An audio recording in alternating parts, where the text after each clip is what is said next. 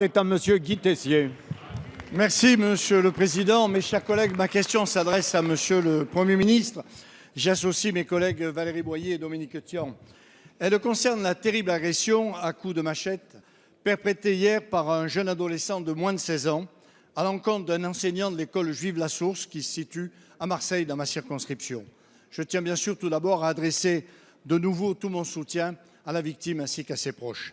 Alors qu'il se rendait à pied vers l'établissement où il dispense des cours de théologie, le professeur portant une kippa a été adressé par le jeune homme qui avait la ferme intention de le tuer, suivant ses propres dires.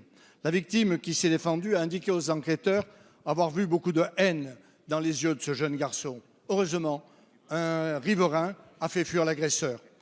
Ce qui fait frémir, en plus de cet acte odieux et révoltant, c'est la description de l'auteur qui revendique clairement son acte d'antisémitisme au nom d'Allah et de Daesh et sa haine des Juifs.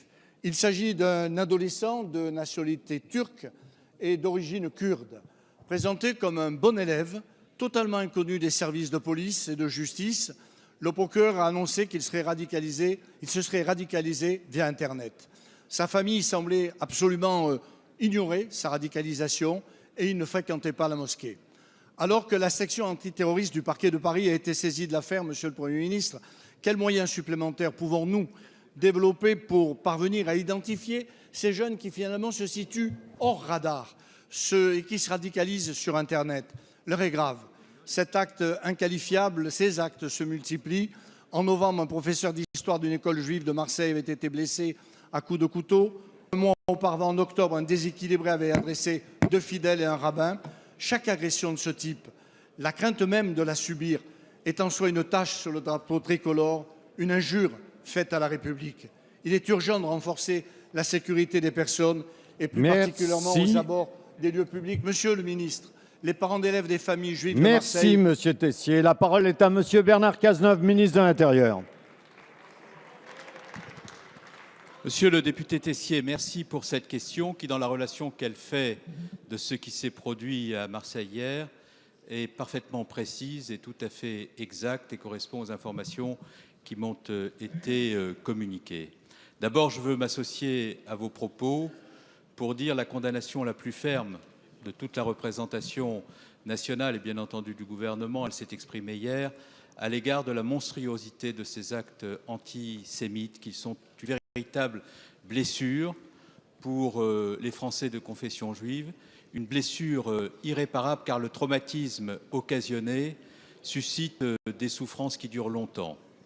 Et j'ai eu hier soir le professeur qui a été victime de cette agression au téléphone et je veux confirmer son traumatisme, sa peine, son incompréhension et en même temps la grande dignité de la communauté juive qui s'est exprimée hier et qui appelle toujours, lorsque des événements de ce type se produisent, à la concorde et à la fraternité, parce que ce sont des valeurs que portent les Juifs de France magnifiquement et que je veux rappeler ici à l'occasion de la réponse à votre question. Alors vous me dites, que peut-on faire? Le profil de celui qui a frappé hier est très caractéristique de ces jeunes vulnérables qui se radicalisent par la fréquentation d'Internet. Qu'avons-nous fait et quels résultats avons-nous obtenus d'ores et déjà?